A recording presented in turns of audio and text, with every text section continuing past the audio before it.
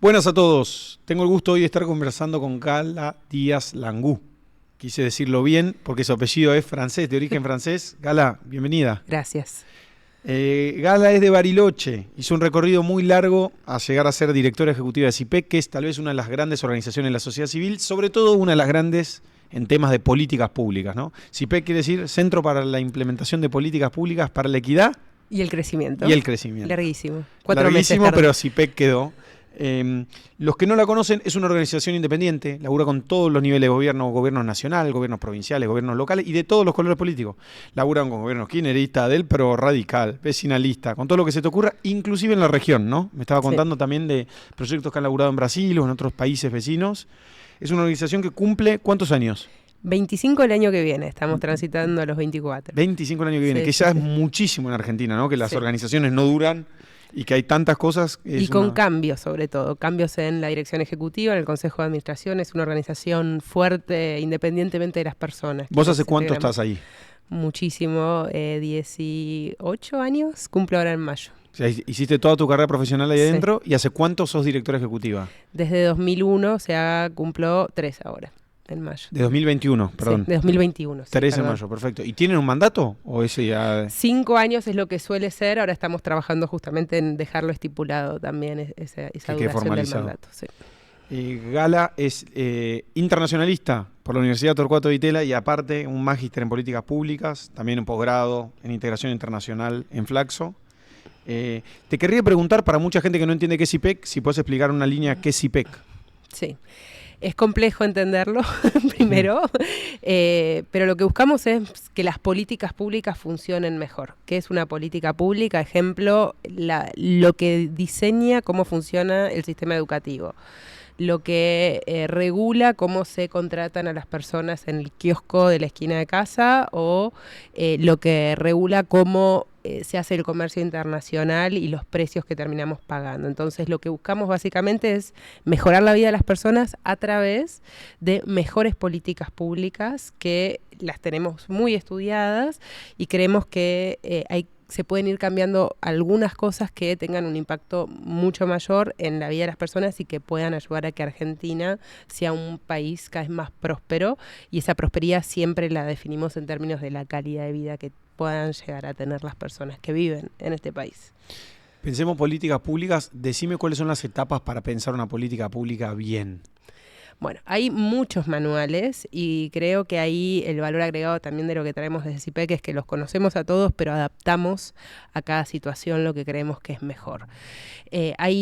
La mayoría de los think tanks, que es el tipo de organización de la que CIPEC es parte, lo que hacen es estudiar buenas prácticas de otros países, de otros municipios, de otras provincias y tratar de entender qué funcionó o pensar, investigar y hacer un mini experimento de a ver qué funciona y después sacar esas lecciones y aplicarla a la política pública. En CIPEC tratamos de ponerle un condimento adicional a ese proceso que lo hacemos y es básicamente usar la evidencia, lo que se sabe en las investigaciones para informar las políticas públicas, y el condimento adicional que le ponemos es un diálogo político fuerte, no solamente político en el sentido de con la política partidaria, que ahí sí igualmente lo hacemos con todo el espectro, pero también un diálogo político más amplio sobre políticas en particular con la dirigencia en sentido amplio, sector privado, sindicatos, medios, sociedad civil, movimientos sociales, cooperación internacional. Entonces, en cada uno de los temas que abordamos vamos nucleando esos actores y vamos conversando con ellos acerca de, bueno, miren, esto hizo el municipio de Santiago de Chile, por ahí sería interesante replicar algo de esto en tal municipio de Argentina. ¿Les parece viable? ¿Cuáles son los pros y los contras? ¿Qué intereses toca? ¿Qué podemos hacer para compensar esos intereses que se ven afectados? ¿Es viable? ¿Da el presupuesto? ¿Están los fierros en la municipalidad? ¿Anda el Excel? ¿O está la persona que sabe manejar el Excel? Y ahí tratamos de hacer una recomendación mucho más aterrizada y no solo hacerla, sino también acompañar los primeros pasos de la implementación de esa recomendación. Cuando arranca, pienso para atrás, digo, 25 años más o menos, fines del 2000, ¿no? El pre-2001, sí, digamos, ese momento. Y cuando yo estaba estudiando en la Facultad de Ciencias Políticas, me acuerdo que siempre los profesores decían: en Argentina es muy difícil hacer políticas públicas que se mantengan a largo plazo, porque nadie mide, no se mide impacto, se hacen las cosas así al tuntún. De ese momento ahora, daría la sensación de que hay una consciente conciencia sobre que las políticas públicas tienen que tener algún criterio de eficiencia o mejorar. Y bueno, el momento mileicista que estamos viviendo también plantea como un desafío hacia las políticas públicas, porque en general creo que Milei o el libertarismo no cree mucho en políticas públicas, como que el Estado tenga que necesariamente hacer las cosas de una manera o de otra.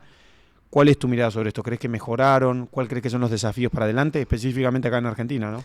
Me gusta el hilo que hiciste porque explica mucho también del posicionamiento que tiene CIPEC. CIPEC es fruto de la crisis de 2001, si se quiere.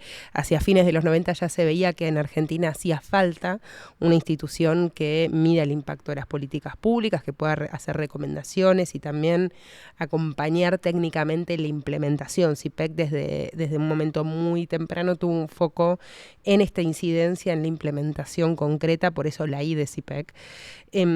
Y creo que eso afecta mucho nuestro posicionamiento también en el momento presente, ¿no? Las políticas públicas lo que hacen es ayudarnos a resolver los problemas que tenemos en común como sociedad, y para eso es necesario que haya un Estado resolviendo estos problemas que tenemos, que muchos son heredados de hace décadas. Hay otros nuevos también, como el avance del crimen organizado, pero tenemos problemas que venimos arrastrando hace mucho tiempo. Y en ese marco es evidente, y más en el contexto actual, pero es evidente hace décadas también, que necesitamos un Estado que sea mucho más eficiente de lo que es ahora. Las políticas públicas no son hoy las mejores que podemos tener. Podemos tener políticas que sean mucho más efectivas en distintas dimensiones de la palabra, en costo-efectividad, que es el foco que se está poniendo ahora, pero también en otros recursos, como el uso de del personal, de los recursos humanos, y sobre todo en el impacto que se puede lograr. Y ese es el ADN también de lo que buscamos hacer en CIPEC, que podamos tener un Estado mucho más inteligente, que transforme un poco este Estado con anabólicos, decimos que es el Estado que tenemos hoy, porque tiene un tamaño que no se condice con la fuerza real que tiene, pero esa fuerza necesitamos que esté, no es dispensable esa fuerza, necesitamos de esa fuerza para poder resolver los problemas que tenemos hoy, y eso implica tener un Estado más inteligente, con más capacidades, que use la tecnología, que use la información. Tiene un montón de información el Estado que no usa, y que creemos que usando eso de una manera más estratégica se podrían tomar muchas mejores decisiones, y sobre todo en ir pensando como un norte. Argentina es uno de los pocos países de la región que no tiene una ley de planificación, que no tenemos un proyecto de desarrollo que sea único. Tenemos un montón, cada vez que yo doy clases y cada vez que digo esto me dicen, no, pero el Ministerio de Producción tiene un plan de desarrollo, el Ministerio de Capital Humano también, ¿no? Y en tal municipalidad.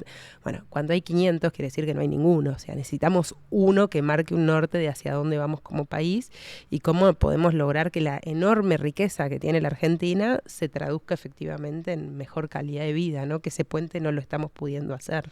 Tiene que haber, está bueno que decís, ¿eh? Yo no sabía que Uruguay tiene su plan, Chile, Brasil tienen un plan país, digamos, sí, de alguna manera. Sí. Y eso lo logran consensuar distintos partidos, sociedad civil, sindicatos. Sí, y se mantiene a lo largo de distintos gobiernos. Mirá. Obviamente se van ajustando cosas, sí, pero hay un norte común que en la mayoría de los países fue muy participativo en el armado, con sector privado, con sindicatos, con la sociedad civil, y que marca un norte de, bueno, vamos para allá. En Argentina tenemos el péndulo que nos lleva un rato para allá, un rato para allá. ¿Y cuál crees que es el factor que causa eso? ¿El péndulo? Sí. Yo creo que o sea, hay decisiones que se terminan tomando en los distintos gobiernos de turno que justamente no son dialogadas, y eso lo vemos mucho en los últimos gobiernos, del 2000 para acá, no estoy diciendo los últimos dos, o sea, los últimos 20 años de democracia, pero antes también, que eso evita que hayan concesiones y que hayan rumbos comunes, ¿no? Porque yo tengo todo el poder ahora, termino tomando todas las decisiones para esta dirección, y el poder cambia de mano, o sea, los gobiernos cambian de color, y ahí viene el otro y hace exactamente lo mismo para el otro lado, y es muy difícil generar estos nortes comunes sin tener esos espacios de diálogo, que obviamente es racional, ¿no? Porque en Argentina tenemos una crisis de confianza que es enorme, que explica un nivel altísimo de confianza interpersonal, pero también hacia las instituciones, y eso hace que sea un obstáculo concreto para gestar eso. Un poco lo que venimos predicando y sobre todo haciendo desde CIPEC es que es posible romper esa crisis de confianza a partir de acuerdos muy chiquititos. Ejemplo concreto, ponernos de acuerdo en que queremos que los chicos no dejen más el secundario. Se trabajó en un sistema que levanta alertas, muy técnico, y lo discutimos pluralmente. Cambian los gobiernos, esos sistemas se mantienen, ¿no? Es ir acordando cosas chiquitas que vayan mostrando que hay resultados, que podemos ponernos de acuerdo y tener avances en determinadas áreas, y que eso puede ir sirviendo para regenerar también esa confianza que tenemos tan rota y que hasta hoy me imagino que es más allá de la confianza. Creo que es hasta una crisis de empatía, de imposibilidad de ponerse en los zapatos del otro, de la otra. Sí, pensaba mientras vos hablabas que hay algo de la desconfianza generada en las instituciones en el mundo. Justo la charla anterior a esta que estoy teniendo fue con Martín Gurri. No sé si leíste el libro de Martín Gurri. No lo leí, pero lo tengo ahí pendiente. Es una locura total. Y hay algo del contexto generalizado de que las instituciones están un poco en crisis en general que es preocupante, pero definitivamente uno de los factores que le da legitimidad a una institución es que se sienta que la institución sirve para algo. Y me parece que hay un momento, vivimos un momento en Argentina de mucha crisis de las instituciones en el diagnóstico de la parte local, no de lo global, porque se las ve como las instituciones como algo que no funciona, como que en realidad no entiendo qué bien proveen, ¿no? Si la escuela no educa, si la seguridad, o sea, la policía no da seguridad, si ¿para qué al final están estas instituciones, no? Porque no muestran resultados concretos. Exacto. Totalmente, eso alimenta esta crisis de confianza, además de que hay una cuestión personal, ¿no? Entre quienes ocupan esos liderazgos y por ahí no generan el terreno más fértil para ir gestando estas conversaciones, estos acuerdos concretos que puedan ir revirtiendo esta situación de no mostrar resultados, ¿no? Que puedan ir generando algunos resultados concretos. Pensando en una política pública específica, recuerdo mucho, tengo muy presente una que impulsó CIPEC con CEDLAS, que era el Plan ENIA. El CEDES, con el Centro de Estudio de Estados Unidos. Que es, tengo la confusión, estoy fijado en CEDLAS. Amamos el CEDLAS sí, igual. Tengo muchos amigos. Pero fue una política pública que impulsó definitivamente CIPEC, o sea, que se la llevó a Macri. Macri la compró. Macri dijo, mira, sí, vamos a fondo con esto. Y el resultado de Plan ENIA fue infernal. Si puedes contar un poco más de la historia y algún cierto grado también de preocupación ahora que se esté discontinuando el plan. Sí. Fue muy loco ese camino. Empezamos en 2016 con una idea de embarazo adolescente con la Secretaría en su momento de Niñez y Adolescencia y Familia, que justo cambiaba la autoridad a cargo, y con Gabriel Castelli, que terminó siendo el secretario que tomó esa secretaría, impulsamos este plan que lo que buscaba era generar dos tipos de articulaciones para justamente eficientizar políticas que ya existían, porque desarrollo social tenía algunas intervenciones, sobre todo ligadas en prevenir abusos, pero sobre todo salud tenía un montón de políticas de salud sexual y reproductiva, del programa de salud integral en la adolescencia, etcétera, y educación tenía la educación sexual integral, que eran políticas muy fuertes, pero totalmente desarticuladas entre sí, o muy desarticuladas entre sí. Entonces, por un lado se buscó esa articulación, porque lo que pasaba era, por ejemplo, que todos los métodos anticonceptivos que tenía el programa de salud sexual y procreación responsable se vencían en los centros de atención primaria, en los hospitales, porque los adolescentes, por definición, son una población saludable que no asiste frecuentemente a un hospital o a una salita o a un CAPS. Entonces, lo que hicimos fue articular y que hayan consejerías en las escuelas, que vaya una vez un ginecólogo, una ginecóloga a atender a un secundario público, sobre todo en los lugares donde había mayor incidencia del embarazo, y que se puedan distribuir ahí, o sea, que vaya el sistema de salud a donde estaban los chicos y no al revés, y eso tuvo un impacto fenomenal. Y más aún porque se articuló con las provincias, ¿no? Educación y salud son servicios que están descentralizados, entonces lo que se hizo fue articular con las provincias y en algunos casos hasta con los municipios. Entonces se generaron equipos a nivel provincial que eran articulados entre los distintos sectores ya desde el diseño. Esa política implicó que caiga a la mitad la tasa de embarazo adolescente, lo cual es una locura absoluta a nivel global. ¿Eso en periodo de cuánto tiempo? ¿En el plazo de qué? En 3-4 años. Una locura. Es una locura. El embarazo adolescente es uno de los principales vectores de reproducción de la pobreza entre generaciones, ¿no? Es sobre todo chicas jóvenes sobre todo el 20% más pobre, claro, que tiene hijos antes de los 20 años, a veces 1, 2, 3, 4 chicos, y que esos chicos tienen muchas más probabilidades de crecer y vivir toda su vida en una situación de pobreza por haber sido hijos de una madre adolescente en ese contexto. Y estos embarazos, lo importante obviamente es que no son intencionales, no son buscados. Entonces, lo que hizo el plan fue ayudar a confirmar el deseo de esas chicas adolescentes de no ser madres o no de ser madres de más de un chico en los casos que ya habían tenido uno, y permitir que eso suceda de una manera fácil, sobre todo a partir de los métodos anticonceptivos de larga duración, los DIU hormonales y los implantes, sobre todo subdérmicos. Eso fue lo que demostró tener la mayor efectividad en esta reducción del embarazo no intencional en la adolescencia, y es hoy parte de lo que se está cuestionando porque la compra de esos insumos recaía sobre el gobierno nacional con el presupuesto todavía sin actualizar del año pasado, que ya fue ejecutado casi en su totalidad, y las provincias ya están pidiendo más métodos anticonceptivos y todavía no está habiendo respuesta a eso por esta todavía creo que responsabilidades difusas que hay entre nación y provincias respecto de algunos servicios, ¿no?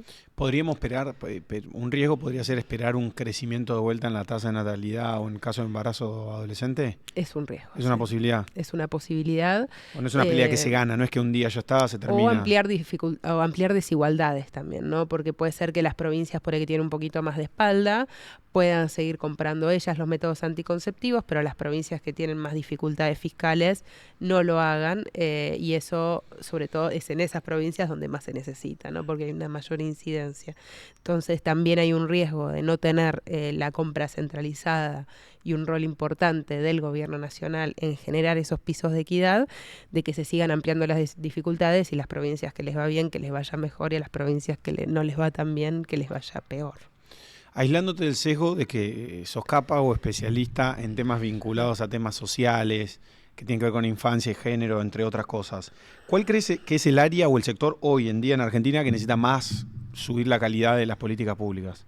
No, yo creo que la economía, sin duda, creo, y eso lo veo también muy, muy claro. O sea, en mi rol como directora ejecutiva tengo un ida y vuelta frecuente con quizás lo que llamaríamos el círculo rojo, sí. Y en esas conversaciones, que de una manera también muy plural, de todos los colores, todos los estratos y todos los sectores, hay un consenso increíble ahí de que si no estabilizamos la macroeconomía, nada de lo que nos gustaría que pase va a poder pasar, que eso no pasaba hace 2 años. Este consenso ya es muy profundo, y que la prioridad tiene que ser esa, nadie lo cuestiona, que hace 5 años era muy cuestionado ese foco. Entonces creo que esto es una oportunidad también para exigir un poquito más y subirnos el nivel, no solo en la coyuntura y el plan de estabilización, que sin duda es imprescindible, sino para pensar políticas que nos garanticen no volver a caer en esta situación, ¿no? ¿Cómo es el estado de los think tanks en el mundo, ¿no? Porque CIPEC fue parte del G20, de la parte que serían los think tanks, esto que nos estabas contando hoy, sí. El T20.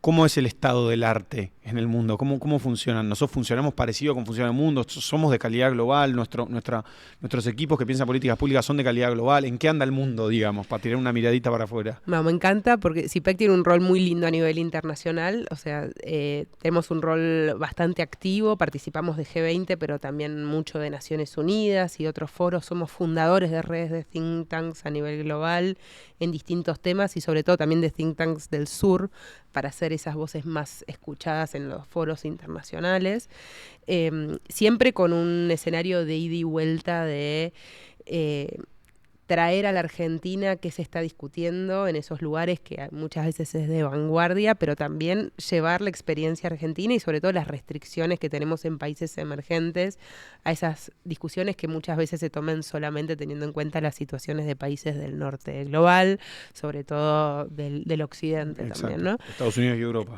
Básicamente. Entonces, ahí lo que CIPEC juega en grandes ligas, o sea, formamos parte de un montón de grupos muy reducidos de think tanks.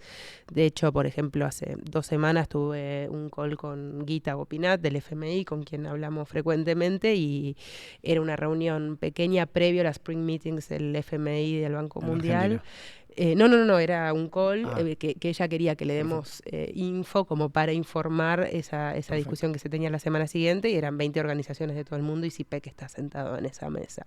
CIPEC tiene no solo un equipo fabuloso en términos de la calidad humana, que es un lugar lindísimo Muchos para laburar, sino que también es un equipo recontra sólido, con gente muy comprometida y encima que hace esto para el desarrollo de la Argentina, con lo cual ese ADN lindo también se ve en la calidad de las cosas que producimos y lo que termina volviendo.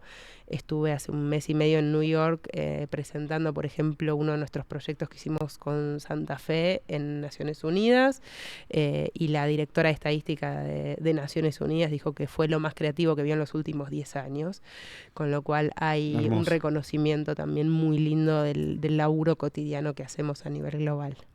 El rol del think tank llega hasta un punto, ¿no? Y me imagino que a veces debe generar frustración. Por un lado, vos hiciste toda tu carrera ahí adentro, entonces es una lógica que conoces bien. ¿No te agarra ganitas de decir, upa, pero si estuviese del otro lado del mostrador haciendo política partidaria o políticas de un ejecutivo o desde una gremial sectorial o no sé, tal vez tengo más impacto? Yo creo que sí, creo que es también algo que se ve mucho en un ida y vuelta entre la gestión pública y los think tanks en nivel global. Se dice que hay como un revolving door, una puerta giratoria, y en CIPEC se ve claramente, o sea, hoy todos los directores de CIPEC de los sectores estuvieron en distintos gobiernos, claro, y estuvieron de ese lado del mostrador. Creo, y esto por ahí es una opinión más personal también, que habiendo trabajado en tantos proyectos con gobiernos, se nota que tenés tal incendio en la coyuntura que es muy difícil la parte más reflexiva que desde CIPEC tratamos de aportar, con lo cual también ahí hay creo que una complementariedad muy buena de decir, mira, yo te hago todo el análisis, la investigación, te traigo las buenas ideas, y bueno, después ahí entra la picadora y sale lo que puede llegar a salir si tratamos de tener en cuenta esa picadora a la hora de pensar las recomendaciones, y creo que eso también nos diferencia de otras organizaciones por ahí más académicas que se quedan solo en la parte de la investigación. O sea, ¿te imaginas? Puede ser que en algún momento te veamos laburando en política. Puede ser, me cuesta un poco los últimos contextos, claro, y la crisis de liderazgo en general. Sí, es difícil. Sí me gusta más lo multilateral, ahí estoy más metida, ponele, pero claro, sí. Es difícil, yo creo que de alguna manera, bueno, vos sabés que yo milité mucho tiempo en el PRO, y ahora estoy mucho más lejos de la política, ¿no? Y tengo muchos amigos que me dicen, bueno, pero volverías, y respondo algo muy parecido, que es que vos para formar parte de un proceso tenés que creerle a la gente que está liderando las cosas, o inclusive a veces tal vez te toca liderar, todos de alguna manera una cuotita liderás, pero tenés que mirar para arriba y creer, y el contexto está extraño, es difícil que vos me digas, nombrame 5 personas que vos admires por las cuales en Argentina está raro. No es solo Argentina, Es en general, decís vos. Sí, pasa en muchos otros países, es una crisis de liderazgo bastante transversal. Y Juan Germano, consejero de CIPEC, lo explica gran muy bien, que dice, lo que cambiaron no es tanto los líderes, sino la sociedad, ¿no? Y lo que le pedimos a esos líderes. Sí, también hay algo de lo del libro de Marcos Peña, ¿no? Ahora como de repensar un poco el liderazgo. Tal vez ese modelo viejo tampoco funcionaba tan bien. No. Gurri decía acá en la charla el otro día, tal vez las democracias viejas no eran tan democráticas. Exacto. Y nos tenemos que poner a pensar que tal vez lo que añoramos para atrás era una idea, no era una dorada, realidad. Pero que estaba hecha de ficticias, totalmente. Nosotros tenemos entre varios directores de organizaciones de la sociedad civil, un grupo Vistage, que es de trabajo entre pares. Somos muy de esta generación, y muy creyentes del trabajo. ¿Puedes nombrar algunos o no los puedes nombrar? Sí, varios estuvieron por acá. Delphi Asusta, Julia Barsi, Mati Kelly, está ahora Juan Maquieira, Juanma Fernández de Conciencia. Comparten experiencias cada uno de lo que le está pasando. Es como un grupo de autoayuda. Sí, es terapia. Terapia, pero muy productiva esa terapia, y muy constructiva sobre todo, con mucha buena onda. Y mucho disclosure, o sea, mostramos todos los trapitos sucios, que eso antes entre organizaciones de la sociedad civil era impensable porque había muchos celos, mucha competencia, y esto es un laburo muy, muy construido en conjunto, que hace también, por ahí más a la de François Laloux, al nuevo tipo de organizaciones que queremos otra ir lógica. gestando con otra lógica, donde el propósito de las personas esté mucho mejor integrado y tener en cuenta a las personas en su individualidad también, y con una lógica de ir cambiando el mundo como un poquito desde las formas también, no solo desde el contenido. Dos cosas pensó mientras decías esto. Una, en la sociedad civil en Argentina en general, cuando vas a ver el mundo, hay otros lugares donde es más robusto, ¿no? Hay distintas teorías. Te quiero preguntar qué pensás, pero hay gente que dice, che, en Estados Unidos la gente se involucra más con los temas por protestantismo, ¿no? Una historia muy vinculada al compromiso cívico, la democracia en Estados Unidos, democracia en América, como decía Tocqueville. Pero hay una parte que tiene que ver también, me imagino, con el fundraising. En Argentina los impuestos son muy altos y la libertad de la gente de derivar su impuesto a una organización es mucho menor que en otros lugares del mundo, ¿no? Ingresos más bajos también. Ingresos más bajos. Todo, sí, sí, a ver, ahí hay primero como una reflexión previa, y ahí por ahí del libro de Gerchunov y Ora, de La moneda en el aire, Sí. lo explica muy bien, de este ADN de Argentina como una sociedad muy movilizada también. Sí, total. Y esa movilización yo creo que en parte atraviesa la cantidad de organizaciones de la sociedad civil. En un momento Argentina era el país latinoamericano con más organizaciones de la sociedad civil per cápita, y era la región con más organizaciones del mundo, con lo cual nos ponía como muy en tope de lo que está sucediendo a nivel global. No sé si eso sigue siendo así, la verdad, le perdí rastro a esa estadística, pero sí hay una cuestión de cómo se financian esas organizaciones, y más en un contexto como el actual, a todos nos surge un Me imagino que muchas de las charlas de esa ronda deben ser... Sí, cómo conseguir, cómo cerrar, cómo hacemos, qué nivel de colchón tenés, porque lo que dejás de colchón es que te estás ahorrando en impacto. Entonces, hay mucho de eso que discutimos. En CIPEC particularmente tenemos un financiamiento súper diversificado. Tenemos como casi mitad y mitad cooperación internacional y sector privado, y o sea, es como 40% cada uno, y después tenemos algo de proyectos con gobiernos directamente y de donantes individuales. Eso fue lo que cambió. O sea, al principio CIPEC era solo donantes individuales, que eso es filántropos que donaban. Claro, que ponen guita porque dicen, y hoy es muy bajo, es menos del 10% lo que representa eso en Argentina. Estamos tratando de cambiarlo. De hecho, ahora me voy a España a hacer unas rondas de financiamiento y podemos ir a Estados Unidos, pero es mucho más complicado en Argentina dado el contexto actual. ¿Cuánto? Podés decirme que no, imagino que es público igual, pero ¿cuál es el presupuesto ponerle de CIPEC en un año? Bueno, varía mucho de a acuerdo a la situación económica de la Argentina. Está usualmente entre los 3,5 millones de dólares y el 1,5 millones dependiendo del año. El momento. ¿No? Sí. Pero para pensarlo, para tomar dimensión, eso comparado con lo que gasta un ministerio o alguna... No, es nada, es chauchas y palitos, sí. Somos 80 personas ahora. Montonazo. Sí, es una organización grande para lo que es Argentina, y aparte todo by the book, ¿no? CIPEC, todos en relación de dependencia. Todo en blanco, todo bien. Exacto, que eso tampoco es demasiado usual en la sociedad civil argentina. Esto más bien improvisado. Sí. ¿Y te genera algo eso? O sea, pensás, el financiamiento de CIPEC, cuando vino Delphi Rasusta, algo que me decía Delphi es, a mí me da bronca no tener más financiamiento para no impactar más. O sea, a mí lo que me quema la mano es, yo quiero un equipo 10 veces más grande, porque si yo laburo con X cantidad de intendentes que está laburando ahora, si yo logro laburar con más, voy a generar un impacto más positivo. ¿Te quema eso? Sí. Tenemos una cantidad de proyectos, ideas. Vengo a una reunión de equipo donde lo que hicimos fue poner en común todos los proyectos que habían salido de la cena anual que tuvimos hace 10 días. Sí. Y una cantidad de cosas y gente que nos pide y ideas que surgen, y mirá, si hacemos esto que hizo acá en otro lado, lo que podría... Lo mismo. Bueno, necesitaríamos muchos más recursos para poder hacerlo. Estamos tratando de optimizar el uso de recursos al máximo, pensando en algunos cambios al modelo de negocios usual que tenemos en CIPEC, pero es el desafío. ¿No debería haber una ley que facilite el financiamiento de organizaciones de la sociedad civil?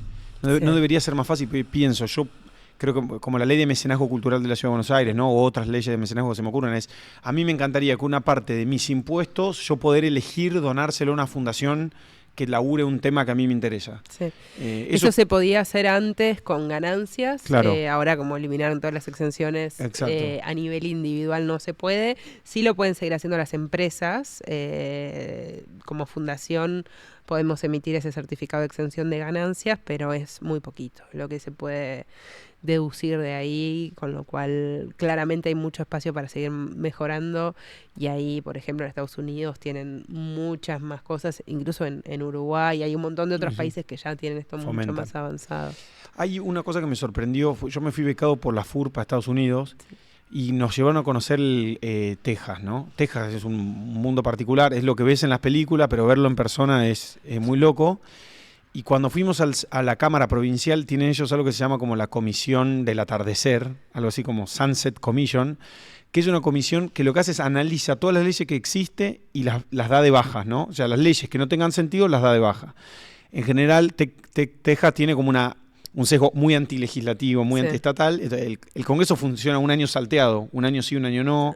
Cuando funciona 3 meses. O sea, como que hagan la menor cantidad de leyes posible, por favor, no hagan cagada, que ya estamos bien. Y hay algo de eso que a mí me pareció interesante, ¿no? Que siento que en Argentina hay esto, ¿no? Hay una ley todavía vigente en la Ciudad de Buenos Aires que dice que barriletes solo se pueden remontar en 3 plazas de la ciudad. Y son miles de leyes así que quedan acumuladas. ¿No facilitaría de alguna manera, al estilo Carta Magna en Inglaterra, no sé qué, como ir simplificando la cantidad de regulaciones y leyes que hay y que hasta que haya inclusive como un laburo de peinar lo que existe y achicar, peinar lo que existe y simplificar, porque creo que hay un rol hasta inclusive de crear ciudadanía, que sea más fácil entender lo que pasa o lo que no. Sí, 100%, y es parte de lo que tratamos de hacer en los temas que trabajamos, ¿no? De hacer primero ese relevamiento normativo de qué existe. Te voy a tirar una que es parecida a la de los barriletes. Hoy en Argentina está vigente una ley de 1921 que prohíbe que las mujeres sirvan bebidas alcohólicas en establecimientos. Claro. O sea, no podríamos tener una moza, una bartender, nada. Está prohibido que las mujeres manejen vehículos de carga. Y decís, esto es una pavada, ya esto no sirve, o sea, ni nos gastemos en derogarlo porque no tiene implicancias, obviamente ya el país cambió tanto, la sociedad cambió tanto, pero bueno, vas a Tierra del Fuego y las aseguradoras te dicen, no, sorry, pero acá hay una norma que dice que yo no puedo asegurar a una mujer que haga un transporte de carga pesada, entonces vos vas a ver, no hay en Tierra del Fuego mujer. Increíble. Entonces tiene implicancias esa acumulación de capas geológicas normativas que son totalmente improductivas. Nosotros en 2018 hicimos una campaña fuerte para que se deroguen estas leyes.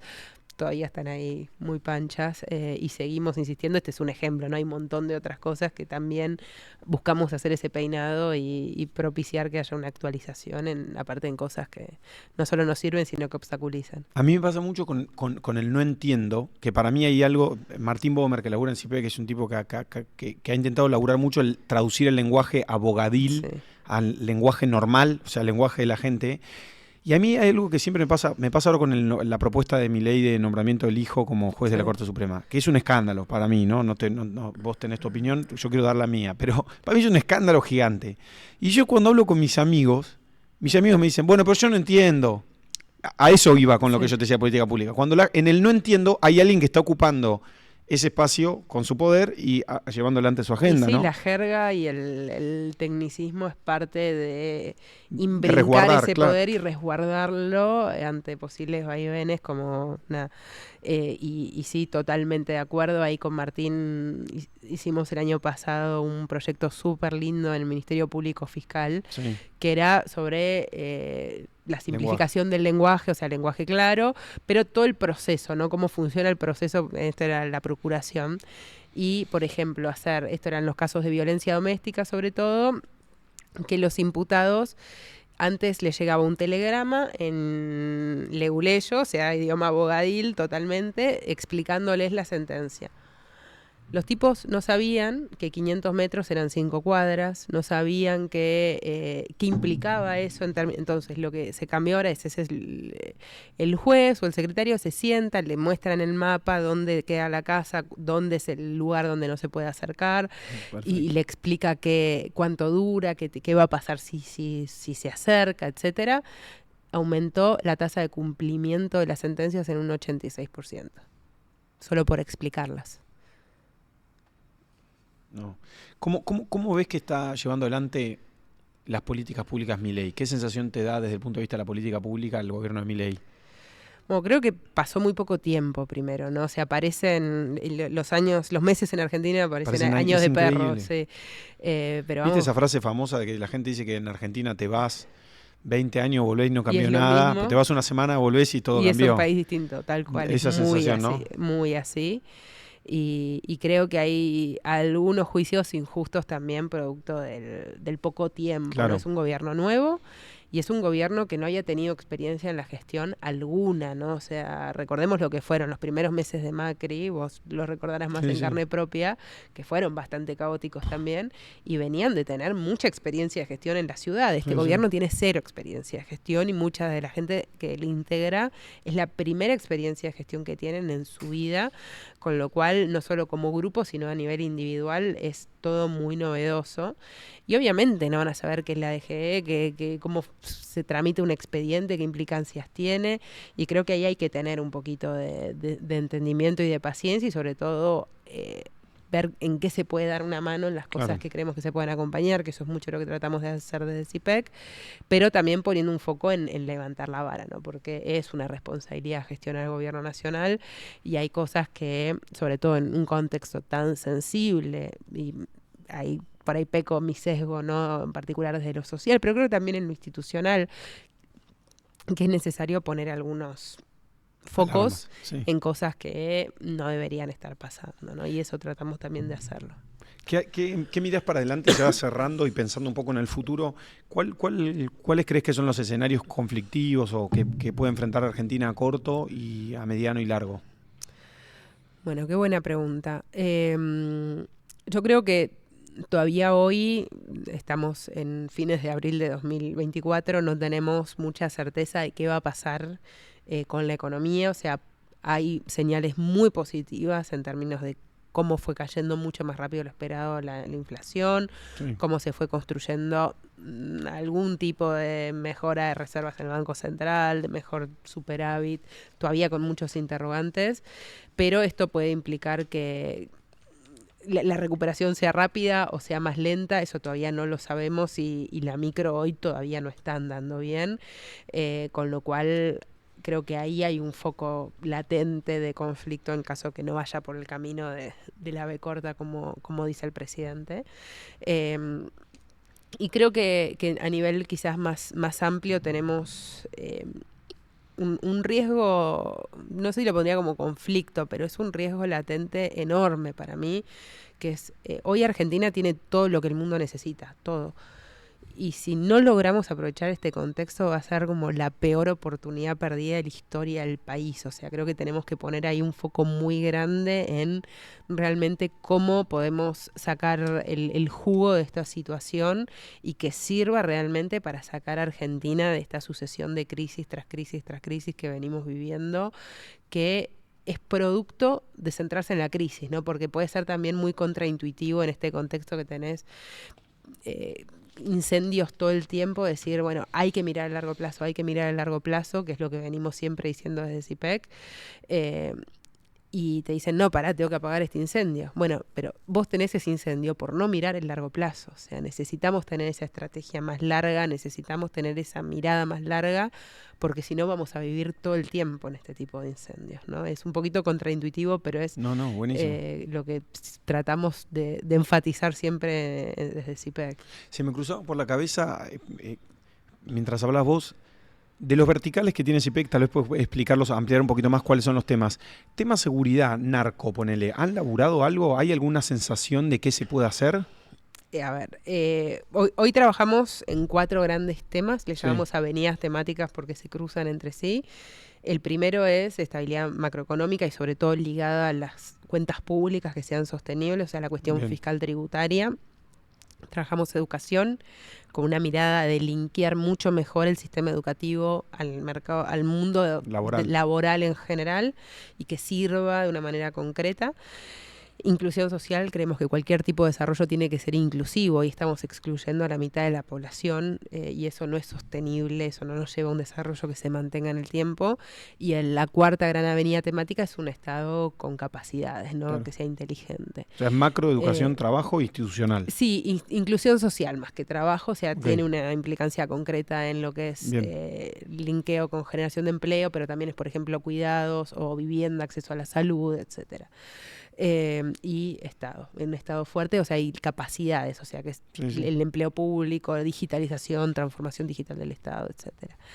El tema de seguridad es algo que venimos conversando, es un tema claramente latente como tema en sí y siento un poco, lo charlaba con una amiga, Mariana Jasper, hace unos meses, decía ella y yo, como lo conversamos entre las dos, que es un poco como el COVID en Wuhan, ¿no? Lo que estamos viendo en Rosario es algo que está muy lejos y de golpe te das cuenta y ya llegó. Entonces también ahí tener cuidados de qué pueda llegar a pasar. Sé que se está tomando el tema de manera muy activa desde el gobierno nacional y desde el gobierno provincial y que eso está teniendo implicancias en algunos cambios. Ojalá que logren reducir el impacto de Argentina como país de tránsito sobre todo.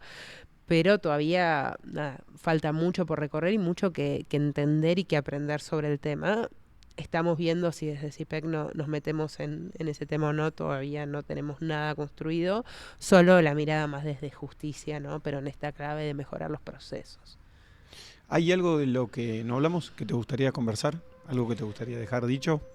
No, creo que se quedó claro esta mirada con más de largo plazo. Quizás lo que faltó es que creemos que este desarrollo a largo plazo que podemos tener en la Argentina y que estoy convencidísima de que lo recontra podemos tener, tiene que ser sí o sí en el marco de las instituciones democráticas, ¿no? Porque eso tenemos que cuidarlo, costó muchísimo llegar a la democracia en Argentina y tenemos que entender que la democracia no es solamente el proceso formal, es lo que estudiamos como el ethos de la democracia, que es las cosas más intangibles, el cómo nos hablamos, el ambiente que se genera, cómo es eso constructivo a generar acuerdos, y creo que hay que poner un foco ahí para que sea el plafón real de un desarrollo que se pueda sostener, ojalá en esta dirección que podamos avanzar más fuerte, ¿no?